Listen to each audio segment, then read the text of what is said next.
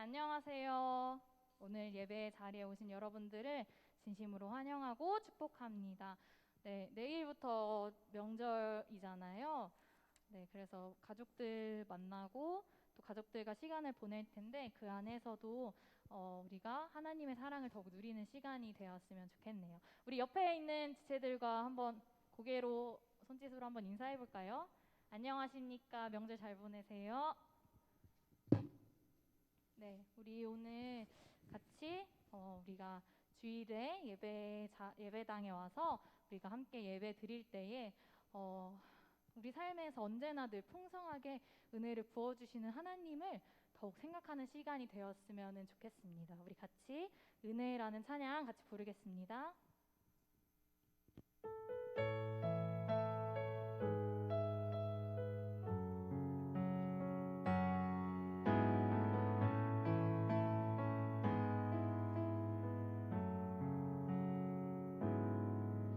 내가 누려왔던 모든 것들이 내가 지나왔던 모든 시간이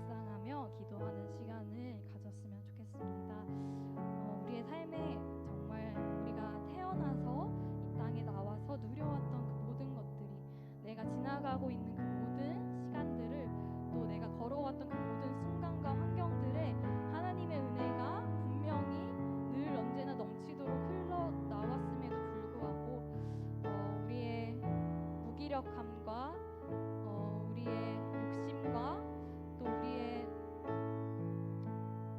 정말 나만 생각하는 그 이기적인 마음이 하나님의 은혜가 충분히 부어지고 있음에도 불구하고 그 은혜를 누리지 못하게 하는 것 같습니다.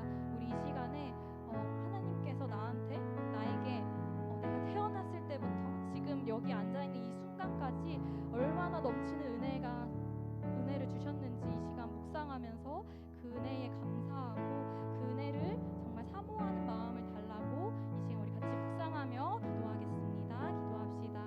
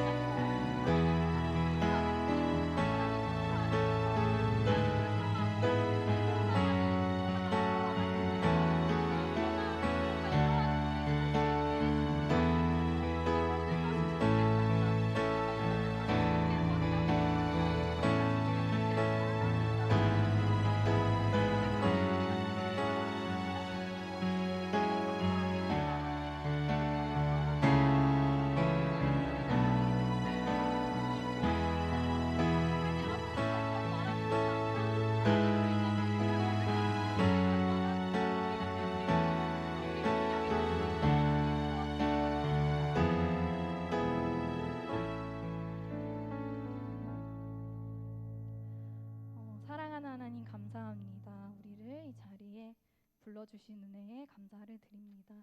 우리가 이 땅에 태어나기도 전부터 우리를 선택하시고 또 우리가 이 땅에 태어나서 누릴 수 있는 그 모든 것을 우리에게 허락하셨는데 나의 무기력함과 완악함들로 그 은혜를 그냥 지나쳐버리는 그 은혜를 누리지 못하고 기뻐하지 못하는 모습으로 살아가고 있음을 고백합니다. 그러나 나의 생명 또 나의 상황, 현실, 모든 시간, 모든 인간관계, 모든 물질들 가운데 하나님의 은혜가 정말 넘치도록 흐르고 있다는 사실을 기억하길 소망합니다. 또한 가장 하나님을 알게 하신 은혜로 내가 이 자리에 나와서 하나님을 부를 수 있게 하시는 그 은혜를 정말 감사하며 이 예배의 자리를 기뻐하고 사모하는 우리 사랑하는 프라우스 청년들이 될 수 있도록 도와주세요. 감사드리며 예수 그리스도의 이름으로 기도드립니다. 아멘. 네, 우리를 누구보다 잘 아시는 하나님께서 지금도 우리를 가장 좋은, 가장 선한 길로 인도하시고 계시다는 사실을 감격스러워하며 우리 같이 찬양하겠습니다.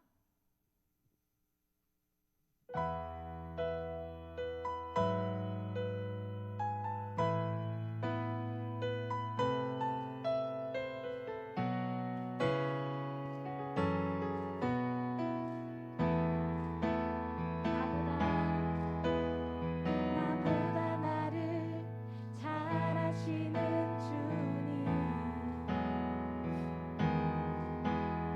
내가 주를 떠나 어디로 가겠나이까. 난 어디 가든지 주의 손이 나를 인도하시며 주의 오른손이 나를 붙드시리라. 나를 창세 전부터 계획하시고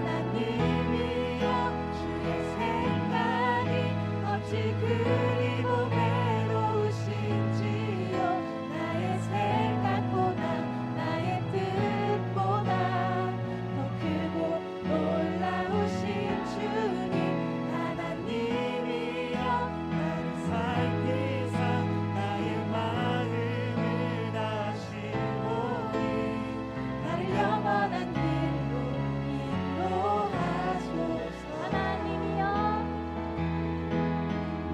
하나님이여 주의 생각이 어찌 그리고 외로우신지요 나의 생각보다 나의 뜻보다 더 크고 놀라우신 주님 하나님이여 나를 살피사 나의 마음을 다시오니 나를 영원한 길로 인도하소서 우리 마지막으로 하나님이여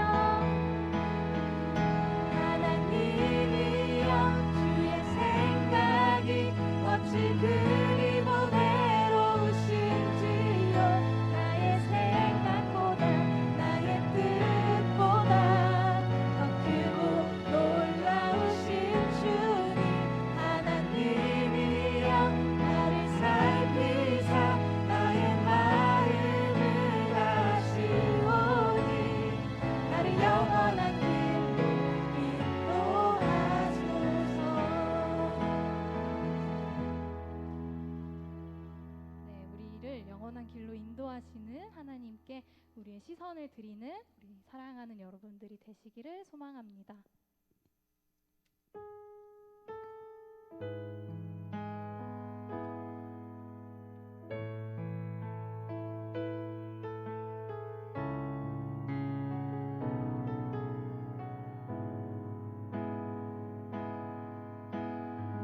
내게로부터 눈을 들어 주를 보기 시작할 때 주의 일을 보겠네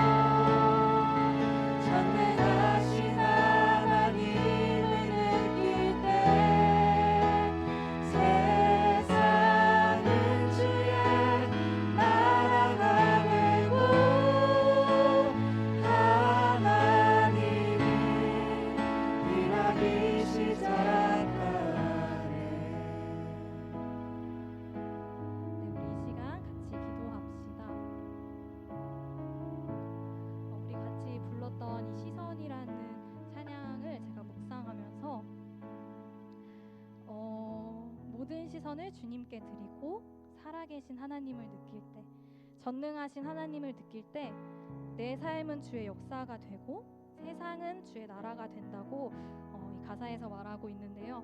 이것을 묵상하면서 세상은 주의 나라가 된다는 것이 저는 뭔가 전도, 우리가 정말 믿는 자들이 많아진다, 이런 의미로 처음에는 이 가사를 봤는데 저에게 집중해서 저에게 이 가사를 대입해서 다시 불러보니 정말 내 세상이 주님의 나라가 된다는 의미로 저는 이 찬양을 묵상했습니다.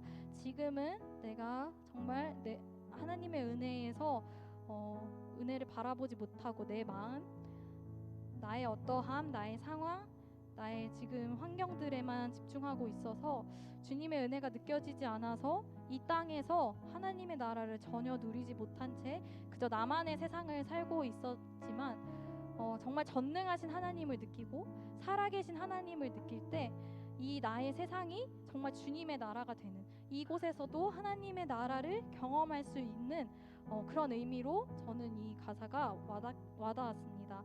우리 같이 기도할 때 나에게 두었던 시선을 정말 내 작은 마음에서 그 작은 마음만 집중하던 나의 시야를 돌려서 정말 풍성한 은혜를 주시고 계시는, 풍성한 사랑을 나에게 주시기를 소망하시는 하나님을 바라볼 때 우리가 이 땅에서 하나님의 나라를 경험할 수 있게 해달라고, 정말 내 시선을 내가 아닌 하나님을 바라보며 그분이 주시는 은혜로 기뻐하는 이 삶을 살아가게 해달라고 우리 같이 이 시간 기도하겠습니다. 기도합시다. 사랑하는 주님, 정말 내 삶에서 정말 나의 마음이 정말 이 작은 마음, 나의 작은 욕심들, 나의 작은 이 현재의 상황들에만 집중하고 이 나의 눈을 하나님을 바라보지 못하고 정말 내 삶이 어떠한지, 지금 내 마음이 어떠한지 온통 나에게만 집중하고 있는 상황입니다. 하나님, 정말 내가 전능하신 하나님을 경험할 때, 살아계신 하나님을 느낄 때 정말 내 세상이 아니라 하나님의 나라가 됨을 우리가 정말 그것을 구하는 자들이 될 수 있도록 주님 도와주옵소서. 이 땅에서 정말 내 세상을 살아가는 것이 아니라 하나님의 나라를 경험하는, 정말 이 땅에서 또 하나님의 나라에서 누리는 그 기쁨을 맛볼 수 있기를 간절히 소망합니다. 내 눈을 돌려서 정말 사랑의 하나님이신, 은혜의 그 자리로 초대하고 계시는 하나님을 우리가 바라볼 수 있도록 주님 도와주옵소서. 주님, 우리와 함께하여 주옵소서. 계속해서 주님의 일을 바라보는 자가 되길 소망합니다. 아버지여, 정말 주님께서 일하시는 것을 내가 볼 수 있게 주님 도와주옵소서.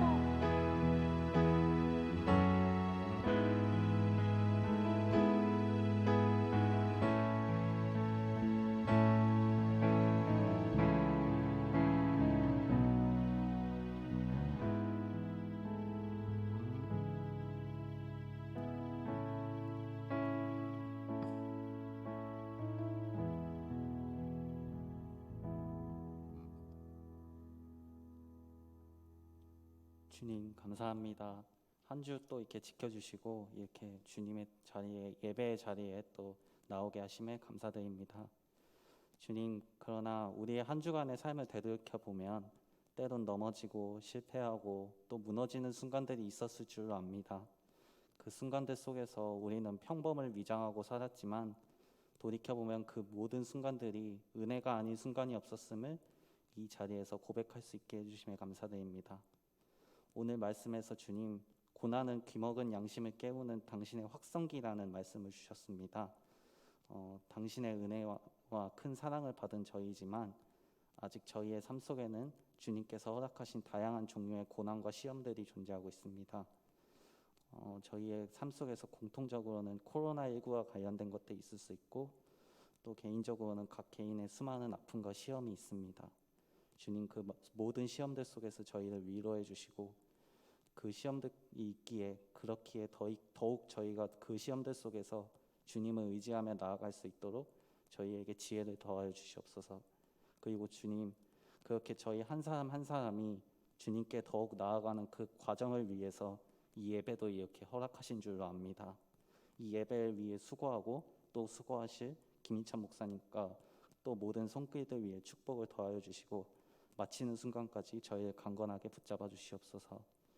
예수님의 이름으로 기도드렸습니다.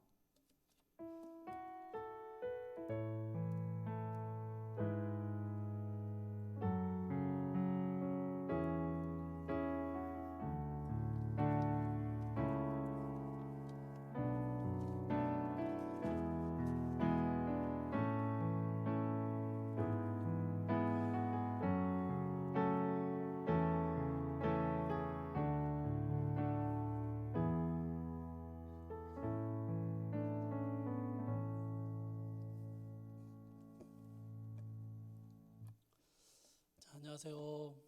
한 주 잘 지냈어요? 자, 우리 오랜만에 보는 얼굴도 있고 군에서 휴가 나온 두 형제도 있어요. 이따가 예배 마치고 반갑게 같이 인사 나눠주시면 좋겠습니다. 오늘 함께 나눌 말씀은 마태복음 21장 28절에서 32절까지의 말씀입니다. 마태복음 21장 28절에서 32절까지의 말씀 한 절씩 교독할게요. 여러분이 먼저 읽겠습니다. 21장 28절이에요. 자, 읽을게요. 시작.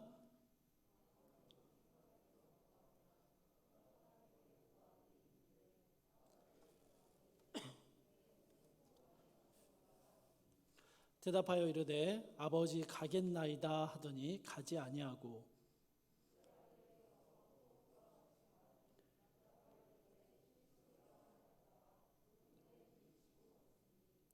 그 둘 중 누가 아버지의 뜻대로 하였느냐 이르되 둘째 아들이니이다. 예수께서 그들에게 이르시되 내가 진실로 너희에게 이르노니 세리들과 창녀들이 너희보다 먼저 하나님의 나라에 들어가리라.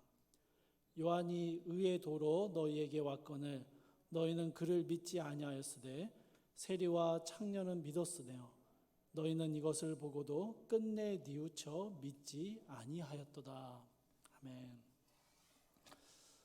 오늘 본문의 말씀은 마태복음의 끝자락에 위치해 있는 종려주일이라고 부르는 예수님께서 예루살렘으로 들어오신 이후에 하신 말씀입니다. 예수님이 예루살렘으로 들어오실 때 십자가에 달려 죽으시기 위해 예루살렘으로 들어오실 때 사람들은 호산나 다윗의 자손이여 라고 예수님을 찬양했고 환호했습니다. 그런데 이런 예수님을 환호하는 모습을 유대 종교 지도자들은 못마땅하게 여겼습니다. 게다가 예수님께서 성전에 들어오셔서 하시는 일이 뭐였는고 하니 성전 뜰에 장사하는 사람들과 환전하는 사람들을 내쫓고 상을 뒤엎는 일을 하셨습니다. 한마디로 난동을 피우신 거죠. 그런데 예수님의 행동을 누구도 비난하지 못하는 게 성전 안에서 이루어지는 이런 일들이 결코 옳지 않다는 것을 다 알고 있었기 때문입니다. 이후에 예수님은요, 성전에 있는 행인과 저는 자들을, 맹인과 저는 자들을 다 고쳐주시는 기적을 행하시기도 합니다. 유대 종교 지도자들 입장에서는 예수님의 행동이 눈에 너무 거슬리지만 그렇다고 어찌할 수 없는 좀 답답한 상황에 처하게 되었습니다. 21장 23절을 보면 예수님이 성전에서 가르치고 계실 때 대제사장들과 장로들이 예수님을 찾아와 이 일을 따져 묻습니다. 너가 무슨 권위로 이 일을 하고 있느냐? 또 누가 너에게 이러한 권위를 주었느냐라고 질문을 던집니다. 이 촌동네 나사렛 출신의 목수에 불과한 너가 뭐라고 뭘 안다고 성전에서 사람들을 가르치고 있느냐라고 묻고 있는 것이죠. 여러분, 굉장히 깔보며 조롱하는 물음이었습니다. 예수님이 행하셨던 성전을 뒤엎은 일과 맹인과 저는 자를 고치신 일조차도 부정하며 예수님을 깎아내리는 질문이 너가 도대체 무슨 권위로 이 일을 하느냐라고 묻는 것입니다. 왜냐하면요, 이 성전에서 가르치는 일을 할 수 있는 그 권위자가 자신들이었기 때문입니다. 그래서 유대 지도자들은요, 예수님을 깔아뭉갰으로써 자신들의 권위를 더욱 드러내고자 하는 의도를 가지고 이런 질문을 던지게 됩니다. 이 질문을 받으신 예수님께서요, 이 사람들에게 다른 질문 한 가지를 던지십니다. 내가 먼저 물어볼 게 있는데 내 질문에 대답을 하면 나도 너희의 질문에 대답하겠다라는 말로 이런 질문을 하십니다.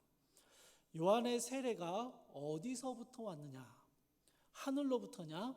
사람으로부터냐? 라고 둘 중에 한 가지를 선택할 질문을 하십니다. 예수님께 따지던 사람들이요, 갑자기 말문이 막혀버립니다.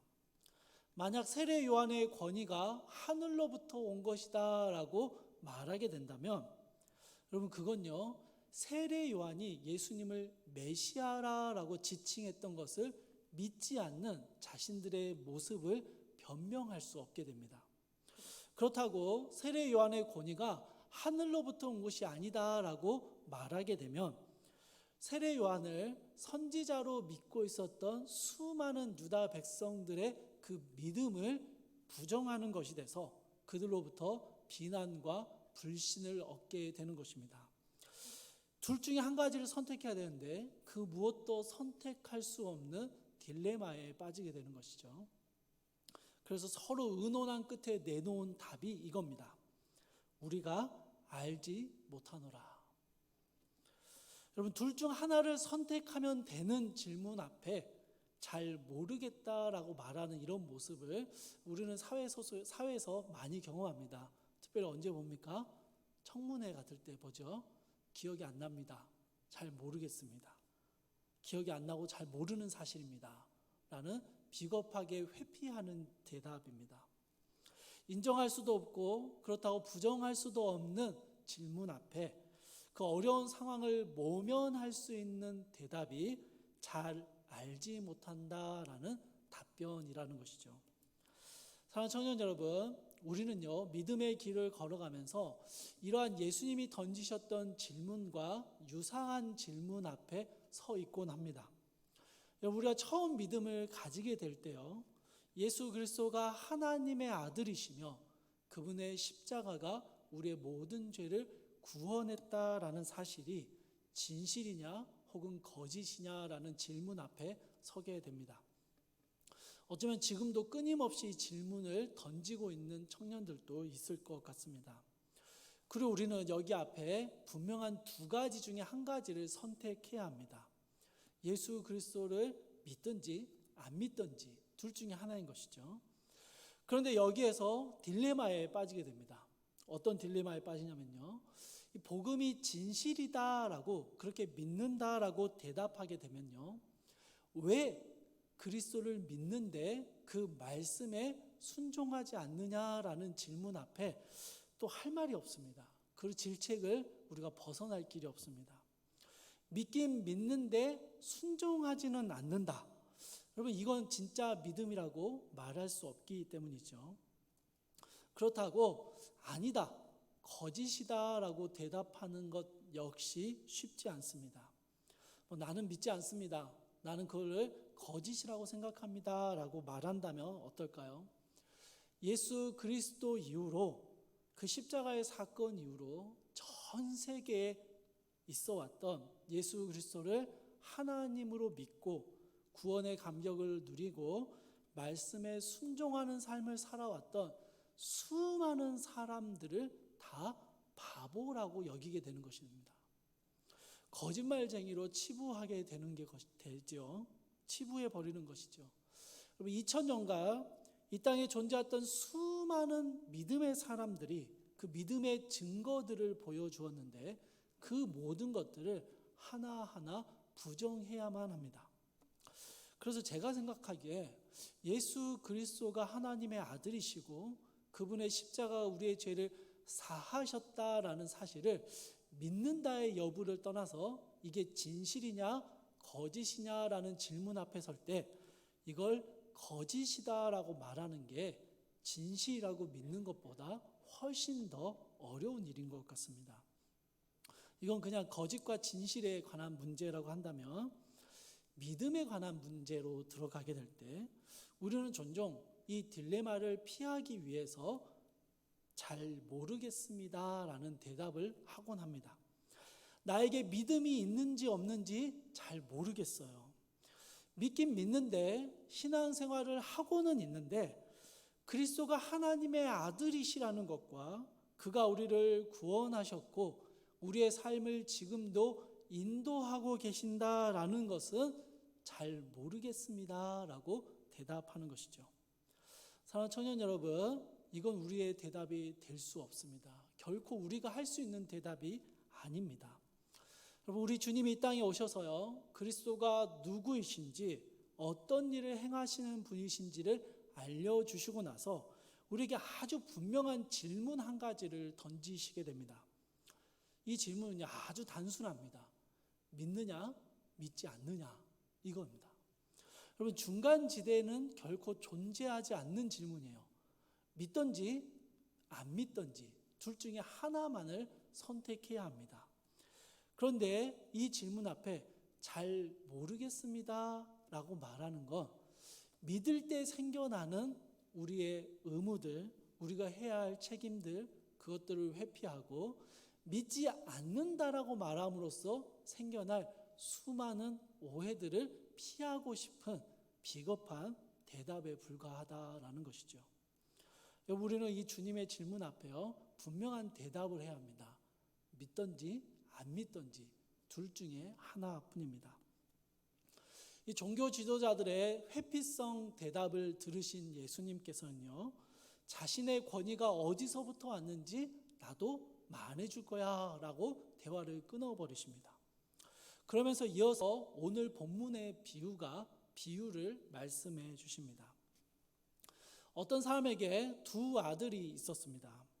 아버지는 두 아들들에게 포도원에 나가서 일하라 라고 명령을 했습니다. 이야기를 했습니다.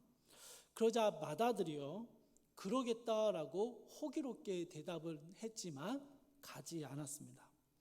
둘째 아들은 아버지의 말을 듣고 싫다라고 대답했지만 나중에 뉘우치고 일하러 갔습니다. 31절에서 예수님께서요, 이 비유에 대하여 이렇게 질문하십니다. 그 두 아들 중에 누가 아버지의 뜻대로 하였느냐라고 질문합니다. 그럼 누굽니까? 둘째 아들. 그죠? 성경에도 둘째 아들이라고 나와요. 둘 다 그다지 탐탁치는 않아요. 하지만 결과론적으로 그리고 순종했다라는 결과를 봤을 때 둘째 아들이 아버지 뜻대로 했습니다라고 대답했던 것이죠. 어떤 대답을 했느냐, 어떤 반응을 보였느냐가 중요한 게 아니라 실제로 아버지의 뜻에 순종했느냐라는 결과가 중요하다라는 사실을 우리에게 알려주기도 합니다. 예수님께서는요, 이 비유에 대한 결론적으로 설명하시는 이 비유를 설명하시면서 31절과 32절에서 이렇게 말씀하십니다. 내가 진실로 너희에게 이르노니 세리들과 창기들이 너희보다 먼저 하나님의 나라에 들어가리니 요한이 의의 도로 너희에게 왔거늘 너희는 그를 믿지 아니하였으되 세리와 창녀는 믿었으며 너희는 이것을 보고도 끝내 뉘우쳐 믿지 아니하였도다. 예수님의 이 두 아들의 비유는 누군가를 빗대어 하신 말씀이었는데요. 문맥상 대담은 잘했지만 실제로 행하지 않는 아들은요, 유대 종교 지도자들입니다. 좀 전에 예수님과 질문을 나누었던, 대화를 했던 바로 그 대제사장들과 장로들이죠. 구약 성경에 정통한 사람들이고요, 창조주 하나님을 믿는 사람들입니다.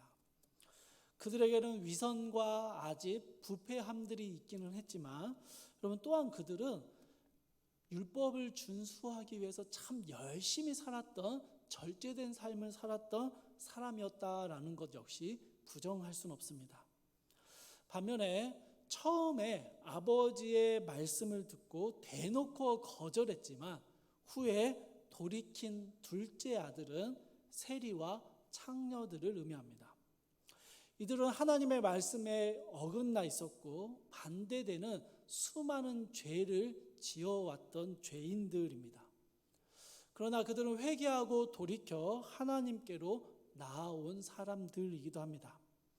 여러분, 하나님의 종이라는 명성을 가지고 있는 종교 지도자들과 세리와 창녀로 대표되는 죄인들을 빗대어서 이 비유의 말씀을 하셨는데요. 이 말씀의 결론이 충격적입니다.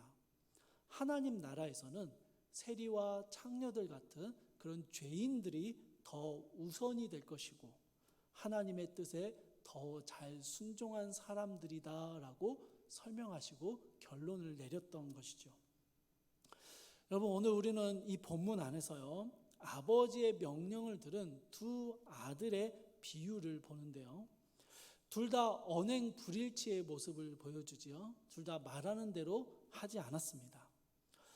저희는 이 본문에서 아버지가 주신 명령이 의미하는 바가 무엇이고 두 아들의 대답과 행동이 우리에게 어떤 의미를 주고 있는지를 간략하게 살펴보려고 합니다. 먼저 여러분, 아버지의 명령을 좀 봅시다. 28절을 보십시오. 28절에 나오는 아버지의 명령은 이렇습니다. 예, 오늘 포도원에 가서 일하라. 여러분, 맨 앞에 예라고 되어 있는 단어 있죠. 예라고 번역된 단어는 헬라어로 아이야라는 호칭입니다. 우리 좀 닭살 돋게 하면 애기야 이런 거 그런 거예요. 그래서 굉장히 부드럽고 굉장히 친절하게 친밀한 관계에서 부르는 호칭입니다. 제가 저희 집 아이들을 혼을 낼 때는 성을 꼭 붙여서 부르거든요. 김하인, 김하리, 김하준 이렇게 불러요. 성을 꼭 붙여요. 그러면 애들이 이제 성 붙여서 부르면 뭔가 혼나고 있다라는 인식을 하는 거죠. 하지만 장난치거나 친밀하게 부를 때는 1호, 2호, 3호 그렇게 부르기도 하고요. 이름을 이렇게 부드럽게 부르기도 합니다. 28절에 나오는 예라는 호칭 그 하나만으로도요, 이미 아버지가 아들을 대하는 친밀함과 부드러움을 보여주고 있습니다. 그러니까 이후에 나오는 명령은요, 아버지의 강압적이고 권위적인 명령이 아니라는 것입니다. 사랑하는 아들에게 부드럽게 권면하는 아버지의 사랑의 모습이 이후에 나오는 명령입니다. 아버지의 명령은 포도원으로 가서 일하라라는 것이었습니다. 여러분, 다르게 말하면 무슨 말일까요? 지금 아들이 일 안 하고 놀고 있는 거죠. 혹은 무슨 일을 해야 할지 모르고 있다거나 아니면 전혀 아버지의 뜻과 맞지 않는 일을 하고 있는 겁니다. 그래서 그 아들에게 가서 부드럽게 너가 해야 할 일은 포도원에 가서 일하는 거다라고 가르쳐 주고 있는 것이죠. 이 포도원은 아마도 아버지의 소유인 포도원일 것입니다. 그 말은 언젠가 이 포도원은 아들에게 상속되어질 상속재산이다라는 의미입니다. 그래서 아버지가 아들에게 포도원을 돌보고 가꾸라고 말하는 것은요, 아버지를 위한 것이면서 또한 아들을 위한 것이기도 했습니다.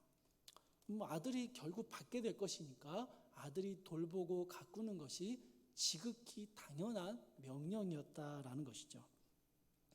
또한 아버지의 명령에 아주 중요한 특징적인 단어 하나가 또 들어가 있는데요. 오늘이라는 시점이 나타나 있다라는 것입니다. 언제 시간 되면 포도원에 한번 들러봐라. 그 포도원이 이제 네가 곧 받게 될 포도원이니까 한 번쯤은 가봐야 되지 않겠냐라는 게 아니었습니다. 오늘 포도원에 가서 일을 해라라고 그 날짜를 지정해 주었습니다. 여러분, 이 아들은요, 포도원에 오늘 가야 합니다. 내일 가면 안 됩니다. 오늘 가야 하는 거예요. 오늘 가서 포도원을 가꾸고 일을 해야 하는 것입니다. 이 말은요, 미룰 수 없는 일이다라는 것을 보여줍니다. 사실 성경은요, 많은 하나님의 말씀들은 지금, 당장, 오늘 이런 식의 표현들을 통해서 급박함과 다급함을 설명하는 표현들이 굉장히 많이 나옵니다. 아버지의 명령 역시 오늘 이루어져야 하는 일이고요, 당장 해야 하는 일입니다. 나중으로 미룰 수 없는 일이었다라는 것이죠. 자, 여러분, 이제 예수님의 비유 속에 나오는 이 아버지의 명령에 대해서 우리가 잘막하게 보았는데요. 이 아버지의 명령 가운데 나오는 포도원을 가지고 있는 이 아버지는 누구를 의미할까요? 하나님을 의미합니다. 하나님을 의미해요. 그러면 이 아버지가 가지고 있는 포도원은 무엇일까요? 하나님이 창조하신 세상 전체를 의미한다라고 볼 수도 있습니다. 그렇게 이해하는 것도 가능하지만 성경 전반에서 포도원이라는 단어들을 비유적으로 사용할 때는요, 곧 하나님의 나라를 뜻하는 단어로 사용해 왔습니다. 구원받은 하나님의 백성들, 하나님의 참된 통치가 이루어지는 곳, 그 하나님의 나라를 포도원으로 설명하고 있는 것이죠. 그리고 우리가 이 명령에 대해서 생각할 때 기억해야 할 것은요, 포도원에 가서 일하라는 명령을 받은 사람들은 바로 아들이라는 것입니다. 포도원과 아무런 상관없는 사람에게 이 명령을 주시는 게 아니고 하나님의 자녀들, 포도원을 상속받게 될 아들들에게 주어진 명령입니다. 아이야라고 부르시는 아버지의 부름은, 이 부드러운 음성은 무거운 의무와 책임을 강요하는 것이 아니라 하나님의 자녀된 이들이 하나님의 나라를 상속받게 될 이 아들들이 어떤 삶을 살아야 하는지를 가르쳐주는 부드럽고 사랑스러운 권면을 담고 있음을 우리에게 보여줍니다. 하나님께서는 그 아들들에게, 하나님의 자녀들에게 오늘 하나님의 나라에서 일하라라고 말씀하십니다. 그러면 하나님의 나라가 교회니까 교회 가서 일하라는 걸까? 아니요, 여러분. 어떤 특정한 장소, 특정한 어떤 일을 의미한다기보다는요, 우리가 살아가는 현실의 삶에서 하나님의 나라를 가꾸고 돌보는 삶을 살아가라라고 이 명령을 주시는 것입니다. 오늘의 삶에 대한 부르심입니다. 지금은 좀 괜찮고 나중에 꼭 그렇게 해봐, 내일이나 나중에 그렇게 해라는 게 아니라 지금 우리가 살아가고 있는 지금의 삶의 자리에서 하나님의 포도원을 가꾸며 살아가라라는 명령을 우리에게 주고 계시는 것이죠. 이게 아버지의 명령이 우리에게 주는 의미입니다. 그러면 여러분, 이 명령을 받은 두 아들은 어떻게 반응했는지를 함께 살펴봅시다. 먼저 맏아들은요, 아주 시원스럽게 아버지 가겠나이다 라고 대답합니다. 그런데 가지 않습니다. 여러분, 우리가 맏아들을요, 너무 부정적으로 바라보지 않았으면 좋겠습니다. 처음부터 갈 마음이 없었다, 그랬다가 그냥 대답만 했다, 이렇게 단정 지을 수는 없습니다. 맏아들을 그저 부정적으로 바라보면 안 되는 건요, 그렇게 볼 수 없는 것은 우리에게 맏아들의 모습이 너무 많이 보이기 때문이에요. 그러니까 우리 맏아들 너무 미워하면 안 됩니다. 이런 언행 불일치의 모습은 우리의 삶에도 참 많이 나타납니다. 하나님께 혹은 사람들에게 이런저런 약속들을 하고 스스로에게 다짐을 하기도 하지만 잘 못 지키는 일들이 우리는 너무 많습니다. 그럼 맏아들도요, 자신이 포도원에 가서 일해야 한다는 것을 알았습니다. 그리고 일하려는 마음도 있었으리라 저는 생각해요. 그런데 여러 가지 이유와 사정들로 인해서 가지 않게 되었을 수도 있다라는 것이죠. 왜냐면요, 우리가 그렇잖아요. 그럼 말씀 읽어야 하는 것도 알고요, 기도해야 하는 것도 압니다. 그럼 이거 몰라서 안 하는 사람 있습니까? 없죠. 다 알아요. 인정합니다. 그런데 잘 못해요. 하나님의 말씀에 순종해야지라고 결심도 합니다. 얼마나 많이 결심해 봤어요. 그런데 또 실패하고 실수하고 넘어지지요. 처음부터 마음에 하나도 없는데 그냥 속이기 위해서 거짓말했거나 위선을 떨었던 것은 아닙니다. 그렇지 않아요, 여러분. 해야 하는 것도 알고 하고 싶은 마음도 진짜 있었는데 이런저런 이유들로 하지 않게 되는 신앙의 결심들이 우리에게 참 많이 있습니다. 그러니까 우리는 우리와 닮아 있는 이 마다들을 너무 매도하지 말고 조금 관대하게 이해할 필요가 있습니다. 그래야 우리의 언행 불일치도 조금 변명거리가 생기기 때문이죠. 그런데 여러분, 정말 솔직하게 한번 우리를 바라봅시다. 솔직하게 이 모든 것이 사실은 우리가 가진 의지의 문제라는 것을 여러분 인정할 수밖에 없지 않습니까? 마다들이 포도원에 가서 일하는 게 정말 중요한 일이다라고 생각했더라면 포도원에 가는 것을 기뻐하고 즐거워했더라면 무슨 일이 있어도 갔을 겁니다. 그죠? 무슨 일이 있어도 갔을 거예요. 아무리 상황이 어려워도 오후 늦게라도 포도원으로 달려갔을 거예요. 여러분, 제가요 하루 일과를 이렇게 마치고 집에 들어가면 아내가 온종일 삼남매하고 씨름한 흔적이 집안 곳곳에 막 널려 있어요. 사랑하는 아내의 수고가 참 많이 안쓰럽습니다. 저는 참 좋은 남편이기 때문에 그래서 설거지라도 내가 해줘야지, 내가 해야지 라는 마음으로 싱크대 앞에 딱 서요.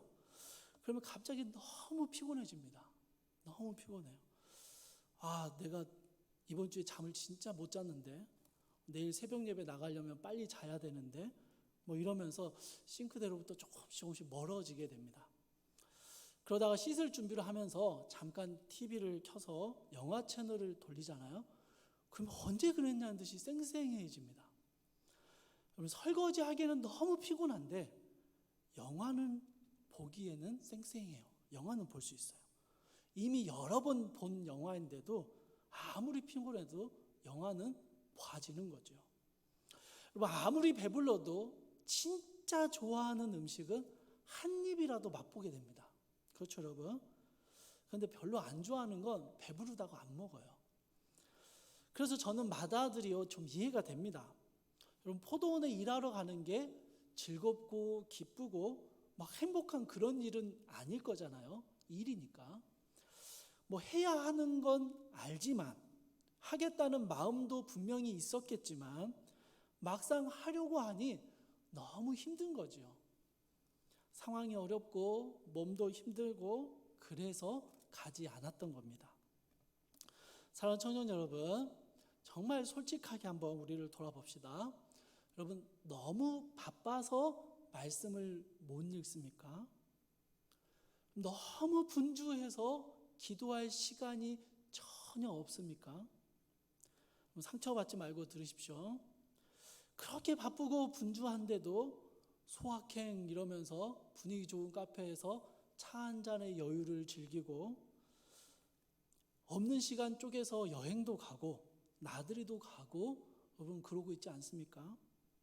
말씀을 읽는 게, 기도를 하는 게 그냥 의무이고 책임인 것 같아서 일하고 있는 것 같아서 막상 하려고 하면 시간이 부족하고 너무 피곤해지는 그런 모습을 우리는 보이고 있지 않냐라는 것입니다.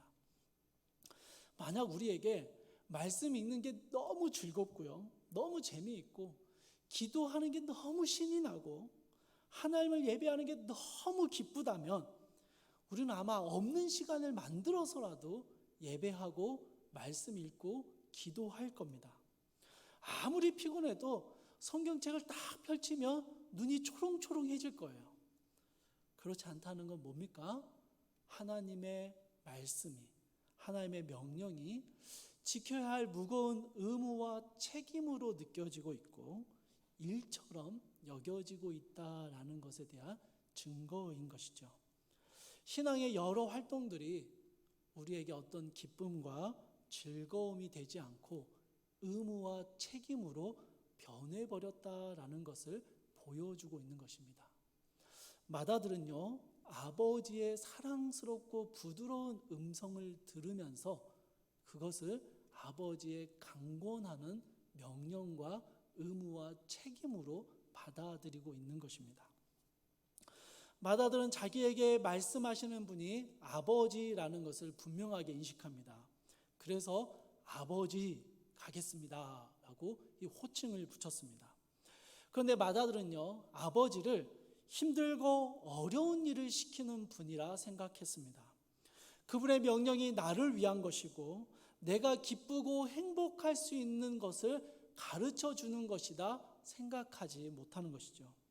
그래서 대답은 했지만 하겠다, 해야 한다라는 건 알았지만 실행할 수 없는 여러 가지 이유들을 그 이유들로 인해서 자신의 말과 결심을 지키지 못하게 되는 것이죠.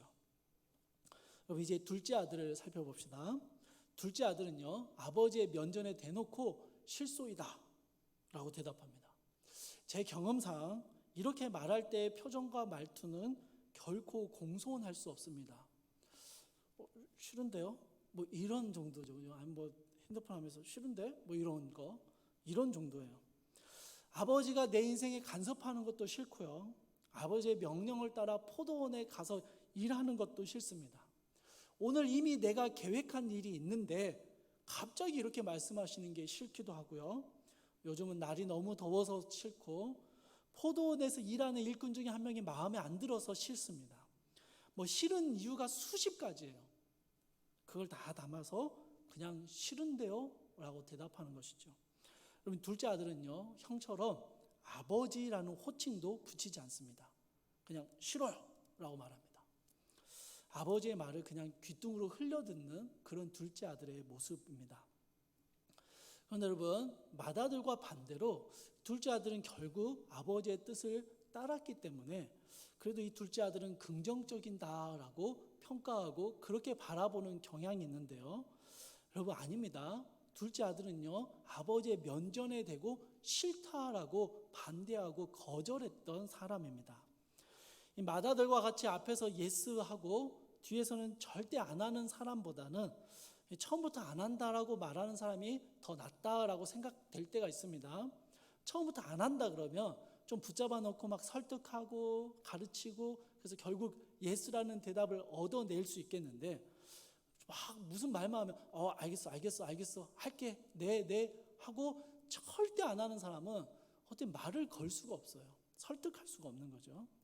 그러니 둘째 아들처럼 그냥 솔직하게 자기 마음을 표현하는 게 더 낫다라고 생각할 수 있어요. 그리고 결국 뉘우치고 돌아왔으니 괜찮아. 뭐 처음에 그럴 수 있지. 근데 결국 돌아온 게 중요하지라고 생각할 수 있다라는 것입니다.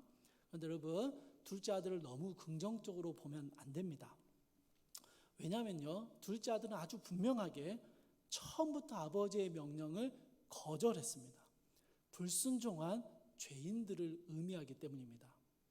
처음엔 불순종했지만 나중에 돌아왔으니 그냥 괜찮아. 그러면 됐지. 여러분, 그렇게 생각하면 안 돼요. 젊었을 때 좀 멋대로 세상을 즐기면서 살다가 뭐 놀 힘이 좀 다 빠지고 나면 그때 돌아가도 된다라고 생각한다면 여러분, 이건 큰 오산입니다. 아직 돌아갈 시간이 많이 남아있다라고 생각하는 것 역시 큰 오해입니다. 둘째 아들에게는 오늘이라는 시간밖에 없었습니다.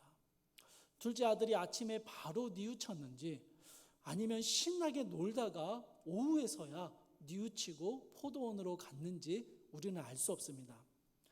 싫다는 대답을 듣고 힘없이 돌아서는 아버지의 모습이 갑자기 마음이 찡해서 갈게 라고 했는지 아니면 간다고 말하는 거 분명히 들었는데 도통 움직일 생각도 안 하는 형을 보면서 아버지가 기다리시고 계실 것 같은데 라는 마음이 들어서 포도원으로 갔는지 우리는 그 마음의 상태를 전혀 알 수 없습니다. 다만 우리가 알아야 되는 분명한 사실은요, 둘째 아들은 처음부터 불순종하는 죄인이었다라는 것입니다.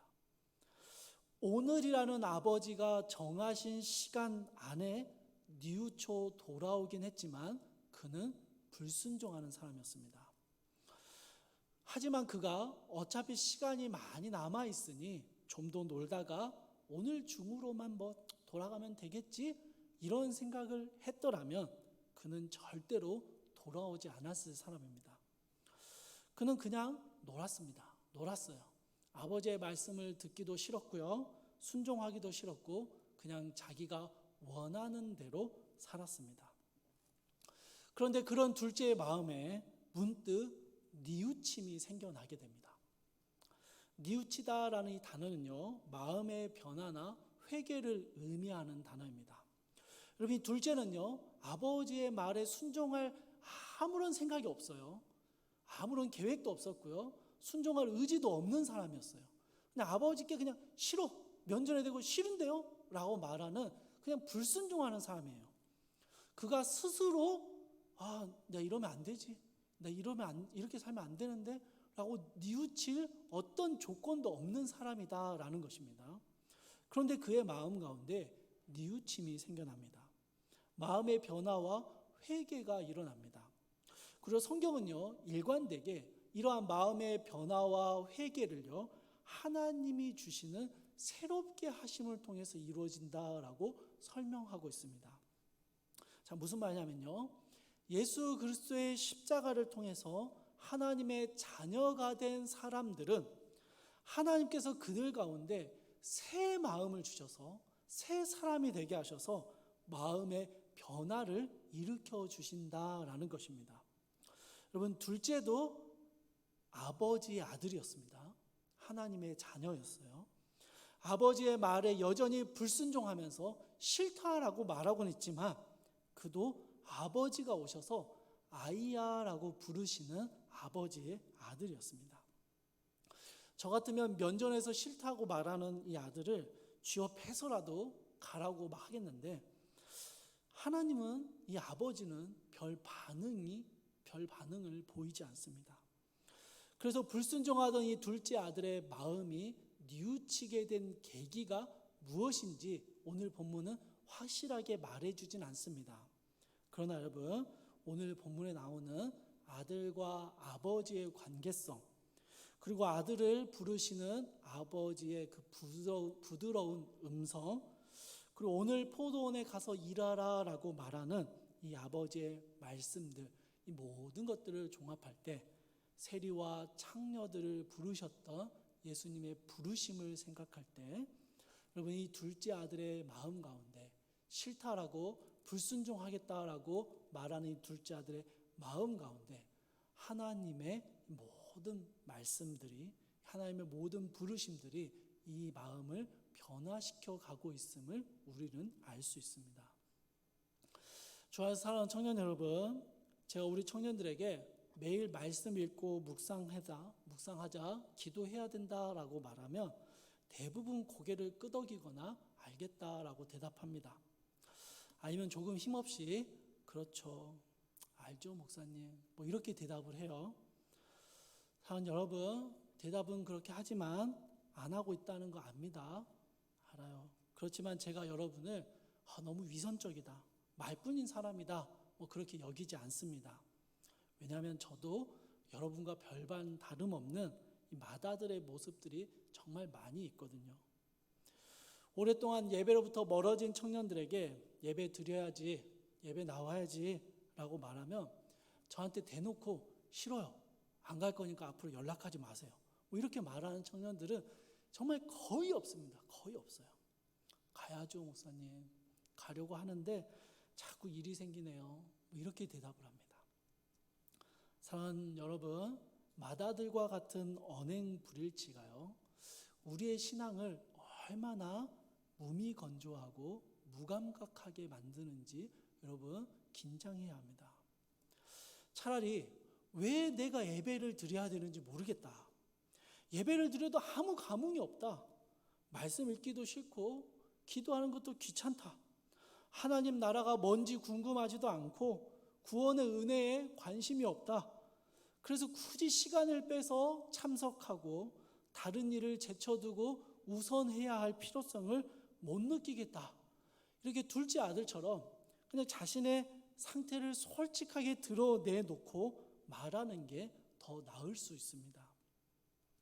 다 알고 있고 그렇게 할 건데 이런저런 이유로 아직 못했을 뿐이야 라고 말하는 맏아들보다 난 하기 싫고 해야 할 이유도 모르겠다 라고 말하는 둘째 아들의 마음이 먼저 변화될 것이다 라고 말씀하시는 이 주님의 말씀을 우리는 주의 깊게 들어야 합니다.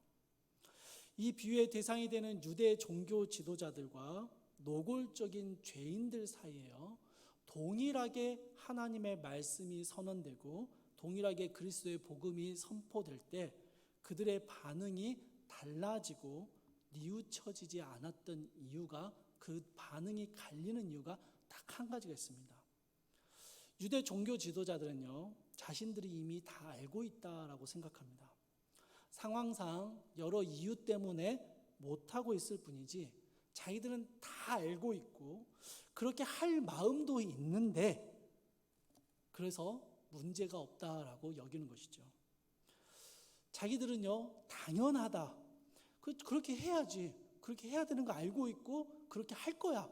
근데 여러 가지 이유 때문에 아직 못하고 있을 뿐이야 라고 말하는 사람들입니다. 그러나 죄인들은 어떻습니까? 자신들이 복음의 대상이 될 자격이 없다라고 여기는 사람들입니다.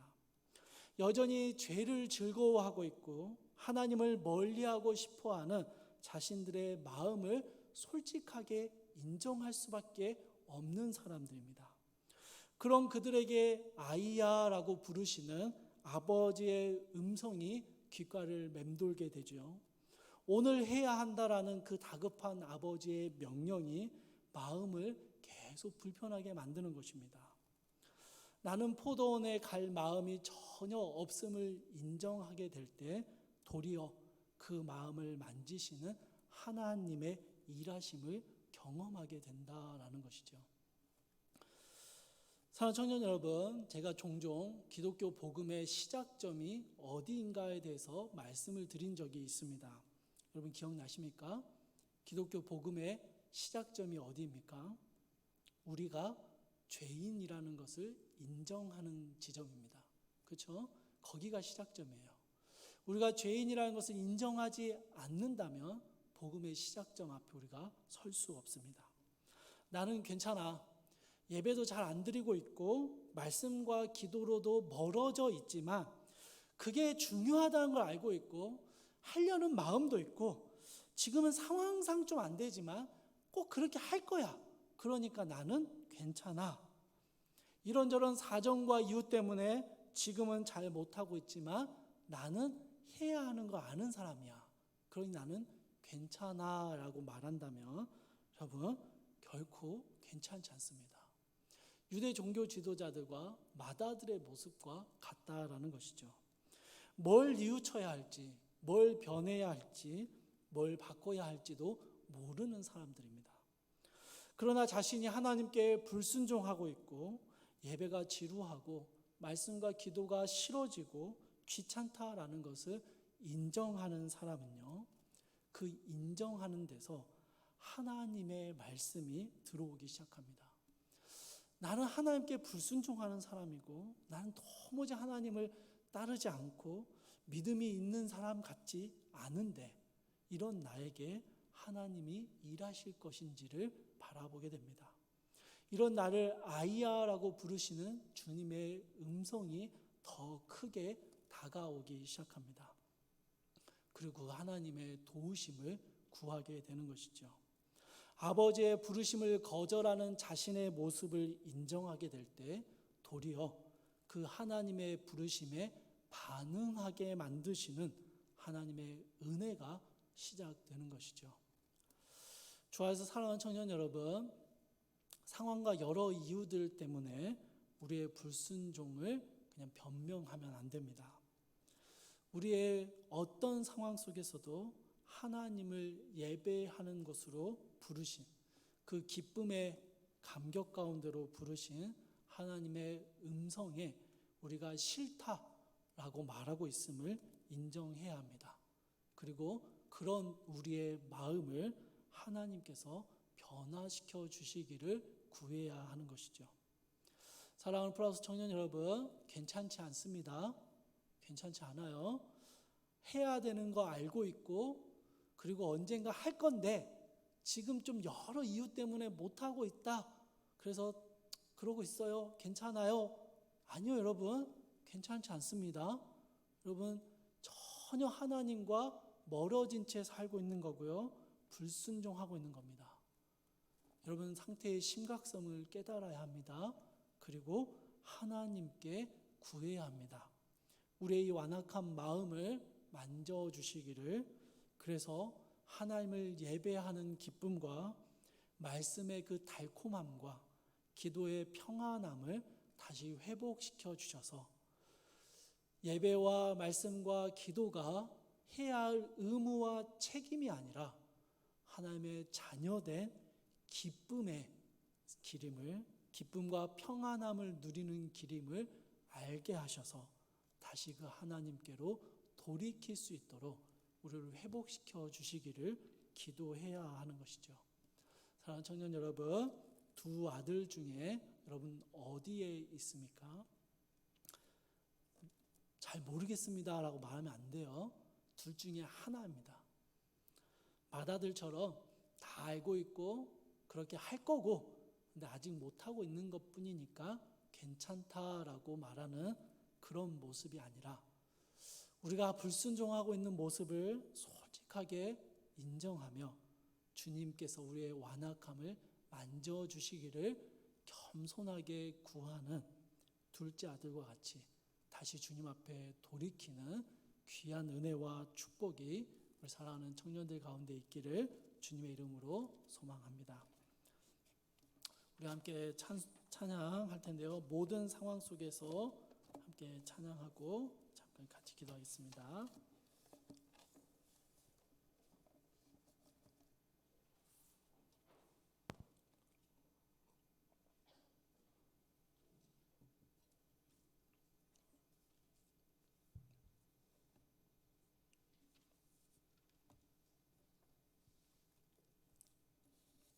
막간을 이용해서 우리 현옥 자매가 첫 반주 섬김을 시작했어요.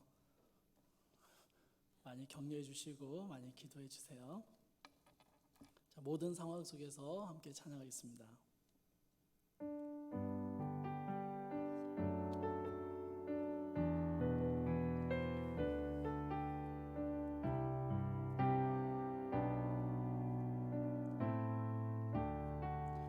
모든 상황 속에서 모든 상황 속에서 주를 찬양할지라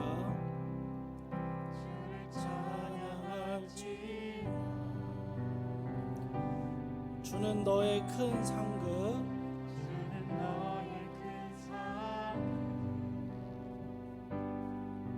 큰 도움이시라 큰 도움이시라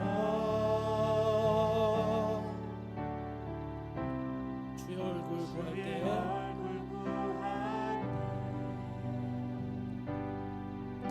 주의 영을 부으사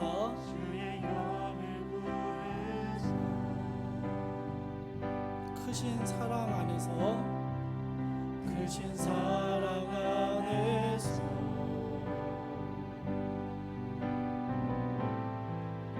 주를 보게 하소서. 내 영혼이 확정되고 내 영혼이 확정되고 확정되어 싸우니 믿음의 눈 들어 주를 바라봅니다. 내 영혼이 확정되고 확정되어 싸우니 믿음의 눈 들어 주를 바라보. 다시 한번 찬양할 때 우리 모든 상황 속에서 주님을 찬양하는 삶을 살겠다라는 결심과 다짐으로 같이 찬양했으면 좋겠습니다. 모든 상황 속에서 모든 상황 속에서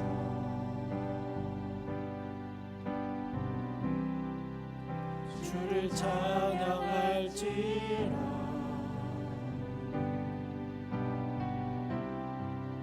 주는 너의 큰 상급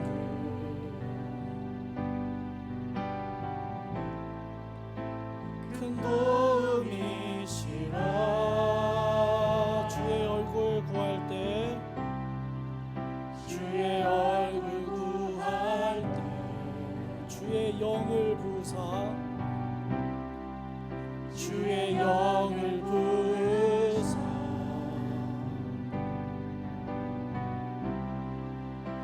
크신 사랑 안에서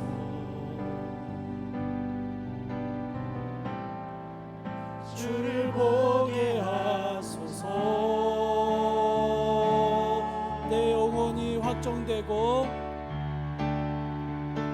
내 영혼이 확정되고 확정되어 싸우니 믿음에 눈들어 주를 바라봅니다. 내 영혼이 확정되고 확정되어 싸우니 믿음에 눈들어 주를 바라봅니다. 내 영혼이 확정되고 내 영혼이 확정되고 확정되어 싸우니 믿음에 눈들어 주를 바라봅니다. 내 영혼이 확정되고 확정되어 싸우니 믿음에 눈들어 주를 바라봅니다. 우리 같이 기도할게요. 우리 같이 기도합시다. 우리 찬양했던 대로 우리 하나님 앞에 다시 우리의 마음을 확정하고 결심했으면 좋겠습니다. 하나님을 모든 상황, 어떤 상황에서도 어떤 장소와 시간 속에서도 우리는 하나님의 포도원을 가꾸는 하나님의 자녀로 살아가야 합니다. 그런데 우리가 이 귀한 사명을, 이 귀한 부드러운 부르심을 너무 놓치고 살면서도 괜찮다라고 여기진 않았는지, 할 거야, 해야 되는 거 알고 있고 아직은 못하고 있지만 곧 할 거야 라는 말로 우리 스스로를 속이고 비겁한 대답을 하고 있진 않았는지 우리 자신을 돌아봅시다. 그리고 다시 한번 주님 앞에 내가 모든 상황 속에서도 하나님을 예배하고 하나님을 기억하고 하나님의 나라를 가꾸며 살아가는 삶을 살겠노라고 우리 확정하고 결심했으면 좋겠고요. 여러분, 이게 안 되면 그냥 솔직하게 저는 안 됩니다. 예배도 힘들고 말씀과 기도도 잘 모르겠고 못하겠고 귀찮습니다. 이런 나의 마음을 주님 만져주십시오라고 그렇게 주님 앞에 기도했으면 좋겠어요. 우리 같이 함께 기도하도록 하겠습니다. 사랑하는 아버지 하나님, 아버지, 우리의 흔들린 마음을, 무너진 마음을 안일하게, 무미건조하게, 무감각해진 우리의 심령을 다시 주님 앞에 확정하고 확정합니다. 주님, 어떤 상황 속에서도 주님을 예배하기로 확정합니다. 어떤 이유로라도 하나님의 말씀을 소홀히 하지 않기로 결심합니다.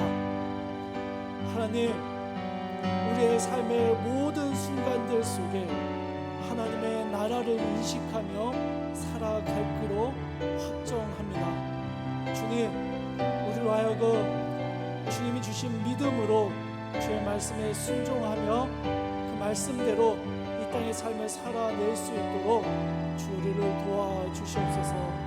아버지 하나님, 또한 우리가 주님 앞에 솔직하게 고백합니다.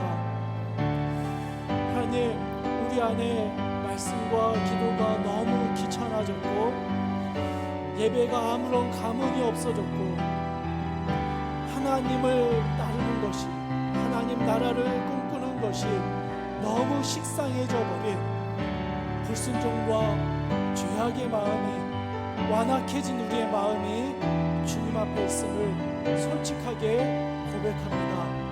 주님, 우리의 완악한 마음을 주님 만지시고 바꾸시고 회복시키시는 하나님의 역사를 우리 가운데 이루어 주시옵소서. 아버지 하나님, 아버지 하나님, 괜찮다 말하고 전혀 괜찮지 않는 삶을 살아가는 언행 불일치의 삶을 주님 앞에 고백하오니 주여 이제 우리의 삶 가운데 들어오셔서 세밀하게 역사하셔서 우리 사랑하는 청년들의 삶을 그 마음을 주님께서 하나하나 바꾸어 주시옵소서. 주님 주옵소서.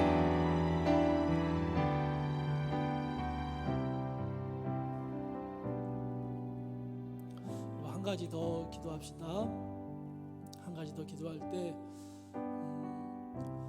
여러분 예배가 막 행복하고 즐거웠던 적이 있죠. 그런 경험들 있죠.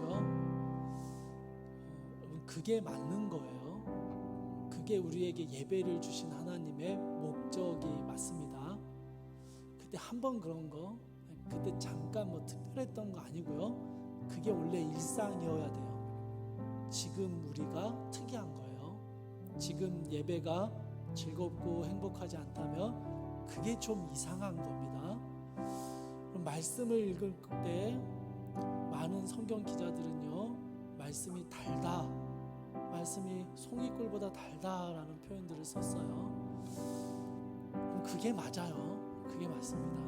하나님의 말씀이 내 삶을 비춰주시고 그 말씀이 나의 삶을 위로하시고 격려하실 때 그 말씀을 읽는 것이 너무 행복해집니다. 그러면 기도할 때요, 하나님과 소통하고 하나님께 내 마음을 털어놓고 주님의 마음이 나의 마음 속으로 들어오는 너무 기쁘고 평화로운 시간들입니다. 그럼 우리 같이 기도할 때 하나님, 우리 가운데 예배의 감격을, 예배의 기쁨을 회복시켜 주시고 말씀의 즐거움을, 기도의 평안함을 우리 가운데 다시 회복시켜 달라고 우리 같이 기도합시다.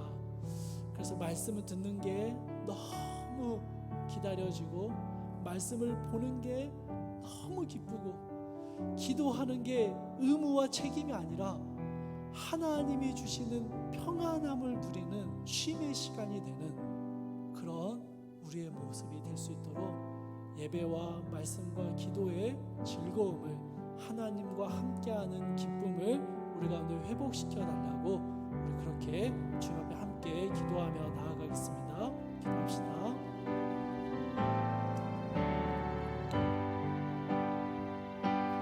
사랑하는 주님, 예배 자리에 나오는 것이 너무 행복했던 적이 있습니다. 하나님을 예배하는 것이 너무 기쁘고 즐거워서 그 기쁨을 주체할 수 없어서 날마다 주님을 예배하고 싶었던 적이 있습니다. 주의 말씀을 펼쳐들 때 그 말씀이 주는 위로가 너무 좋아서 그 말씀이 너무 내 삶에 좋은 교훈이 되고 내 삶의 지침이 되어서 그 말씀이 격려가 되어서 말씀을 읽는 것이 행복했던 시간들이 있습니다. 기도할 때 하나님 앞에 나의 마음을 토해놓고 또 주님의 마음이 나의 심령 가운데 채워지도록 세상이 줄 수 없는 평안함을 하나님과 소통하며 보냈던 그 마음의 만족과 안식을 누렸던 시간들이 있습니다. 그런데 주님, 어느덧 예배는 형식적인 것이 되어버렸고 말씀과 기도는 신앙인의 의무와 책임이 되어버려서 하기 싫은 일, 억지로 해야 하는 일, 해야 하는 건 알지만 잘 하지 않게 되는 일이 되어버렸습니다.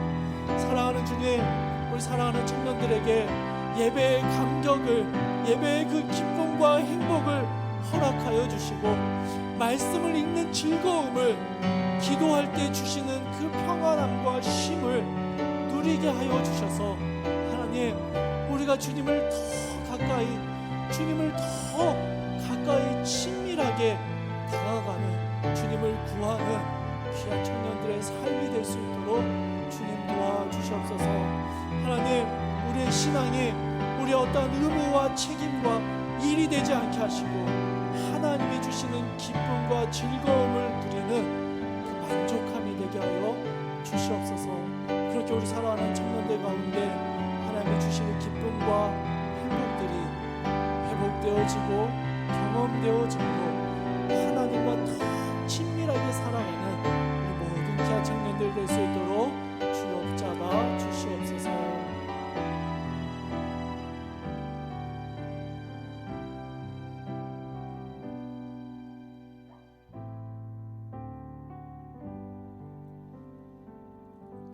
살아가며 풍성하신